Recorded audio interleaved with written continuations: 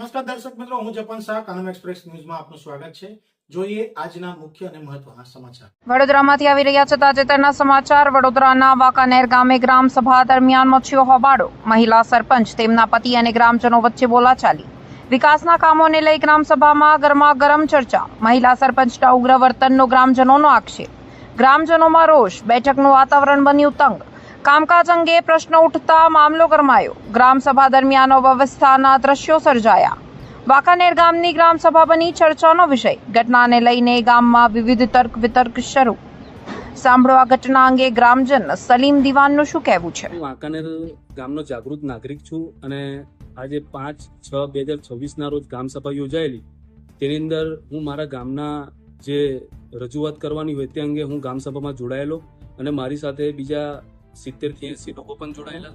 ત્યારે મેં મારા ગામની અંદર જે વાંકાનેર જે સ્થાનિક તલાવ આવેલું છે તેની અંદર ગટરનું ગંદુ પાણી અટેચ કરેલું હોય તે અંગે ટૂંક સમયની અંદર ચોમાસું આવતું હોય ને તે અંદર મેં રોગચાળો ફેલાય તો સતત જવાબદારી કોની હોય તેવી રજૂઆતો કરતા મહિલા સરપંચ સાઈ જઈને મને એવું કીધેલું કે ભાઈ તારે જઈ જવું હોય તો જા, તારેથી જે થાય એ કરી લે.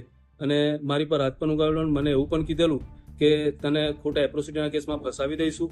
જો વાંકાનેર ગામની અંદર આ જ રીતના તમામ વહીવટો જ મહિલા સરપંચને તેઓના પતિ દ્વારા જ જો કરવામાં આવતા હોય તો પછી ગામ સભા કરવાનો કોઈ મતલબ જ નથી થતો. પછી ગામ સભા રાખવાની કોઈ મિનિંગ જ નથી. આપનું નામ? દિવાન સલીમ શાહ સિકંદર.